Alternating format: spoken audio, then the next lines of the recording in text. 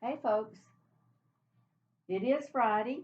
It is May the 20th, and a few folks have wanted to have some updates. I know I've been trying to cut back a little bit on the videos, but things change so fast. It's just so hard to keep up with this, and I've had several folks with questions and everything. Today's going to be mostly about COVID stuff, so buckle up. Here goes.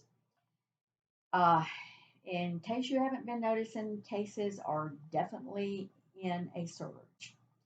This is the news from every expert around South Carolina, local, where have you. And you should be feeling it too. Seeing a lot of people around you and your friends and family and communities. There's more cases out there than the data really reflects. And why is that? Well, simply put, not all data is being reported because we're doing home and rapid tests, and those just simply don't get reported. So it's more than it looks. Um, for healthcare facilities, I'm going to remind y'all because also everybody likes to look at that new CDC report called the community levels.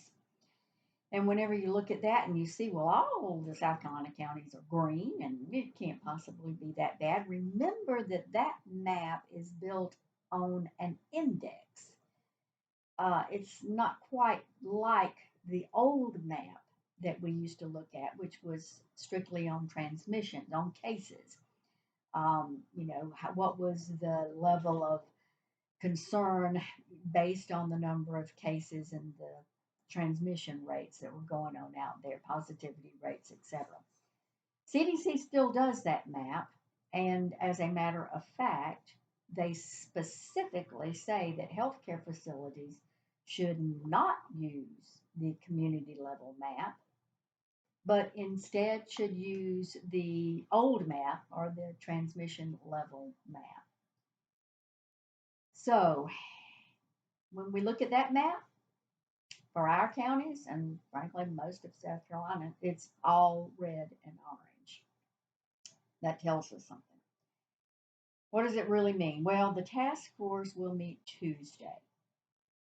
No, next week, next Tuesday. And we are going to be looking at how does this impact us? For now, uh, everything will remain the same. We will look at next week whether we have an impact on masking decisions, on whether or not face-to-face meetings can take place or whatever. We'll be meeting and we'll be talking about that and we'll let you know right away.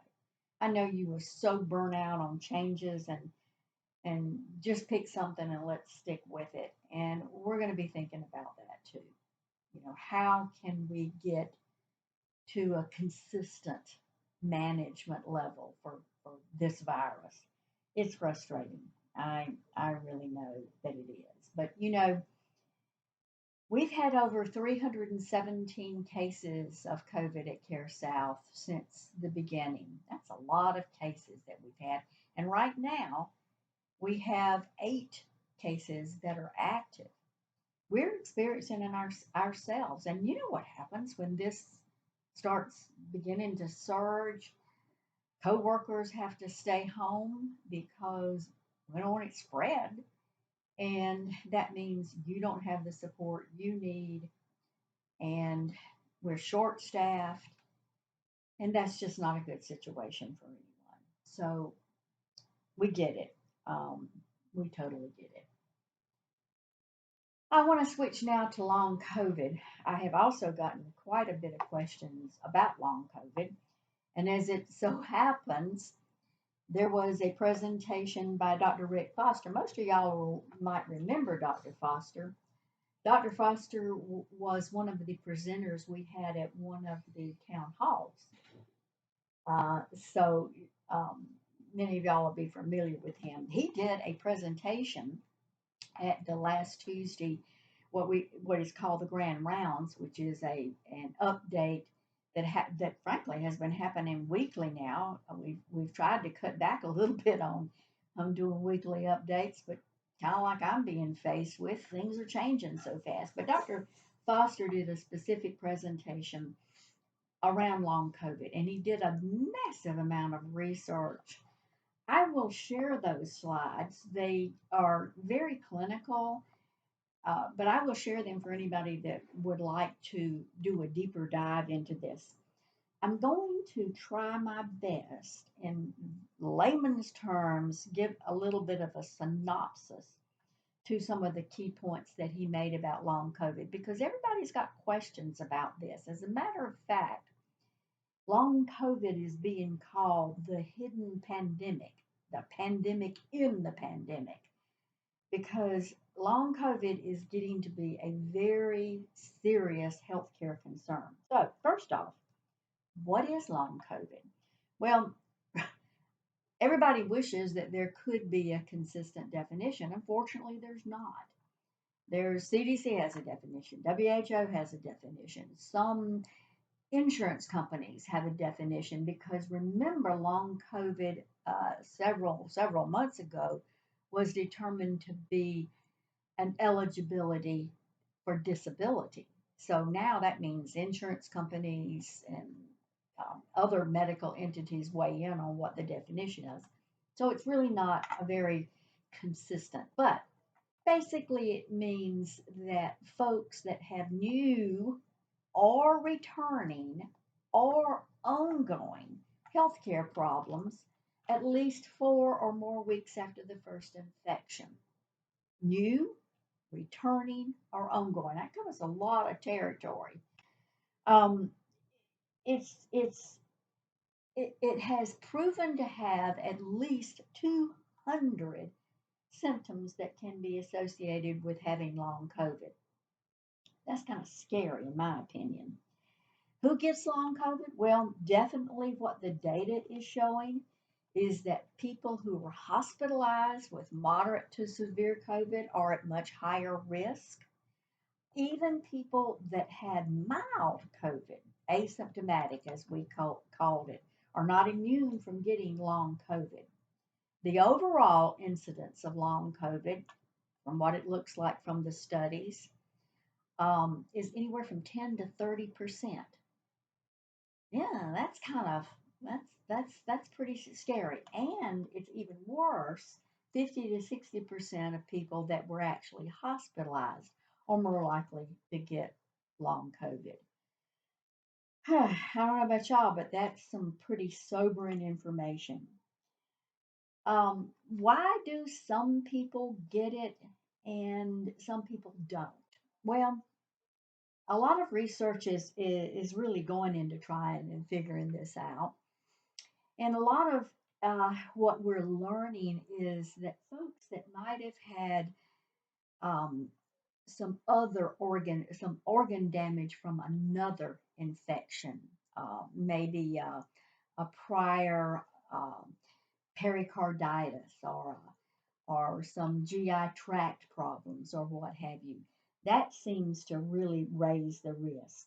Um, there are some folks whose viral load, whether it's from COVID or frankly even the flu, any viral type of infection, who have this viral load that just hangs on and hangs on and hangs on and doesn't seem to ever go away. They seem to be more likely to get long COVID. And then there's those who have had some significant issues around the gut microbiome. It's a clinical term. You know, we got a lot of things that live in our GI tract, and whenever that gets impaired, it makes folks very susceptible to this long COVID. Um, Folks that have had other conditions, maybe that have uh, had some cause for, um, like Epstein Barr or any of the other autoimmune diseases. Those folks seem to be a little bit more likely to get long COVID. Like I said, there are over 200 symptoms for long COVID, but the most common ones seem to be in almost every study that's come up fatigue, this general I just don't feel like doing anything type of situation. Muscle weakness, that is the number one most common in almost every single one of these studies. Shortness of breath, regardless even of whether you had shortness of breath when you originally had COVID. That seems to be one of the things that keep cropping up as a symptom. Then there's chronic cardiac and renal disease that begin to start rearing, even if you've never had those problems before. They seem to start rearing its head whenever long COVID sets in. And then the thing that we all are kind of afraid of is this issue around brain fog. That's a very common long COVID symptom. Brain fog, just I can't focus, or I just can't seem to concentrate. This cognitive impairment or memory loss. Some of the studies have shown that there actually is significant reduction in brain mass post COVID. Boy, is that scary. I don't need my brain mass diminished any at all. I need every single little brain cell I can get. And then there's that which um, is not surprising, long COVID symptoms of anxiety, depression, insomnia. Uh, then the next one's this loss of taste and smell that many people had earlier when they got the earlier COVID virus, persisting for months and months, and stories are even out there of taste and smell not coming back even after a year. I don't want to lose my taste and smell. Chronic headaches, diarrhea, um, new onset of diabetes.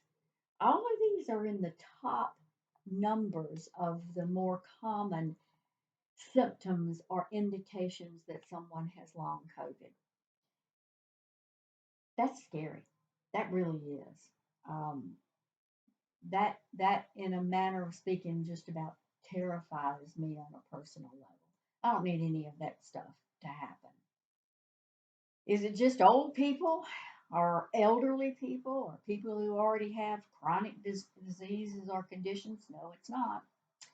Children, even in the studies done, there were 80,000 children in a study in Great Britain, and over 25% of them, one quarter of them, had persistent symptoms of long COVID. Remember, long COVID, new um, emergent symptoms, things that didn't show up in the first case of the COVID. All of this is part of long COVID. What helps? Well, what else would help? Don't get COVID. There is some evidence that boosters, vaccination, even after you've had COVID, if you haven't even been vaccinated before you had it, post COVID vaccination seems to help. The boosters seem to help quite a bit. There's a lot of studies that are going on out there. The therapeutics, even after you've had COVID, seems to help. Getting the monoclonal antibody infusion during your active case of COVID seems to help to prevent a little bit of long COVID. Anyway, that's kind of what I know in my own kind of layman's terms. So remember, I'm not clinical. I just did the best I could. But if you want those slides and you want to see what Ann didn't say or Ann said wrong, just ask me. I'll send you those slides.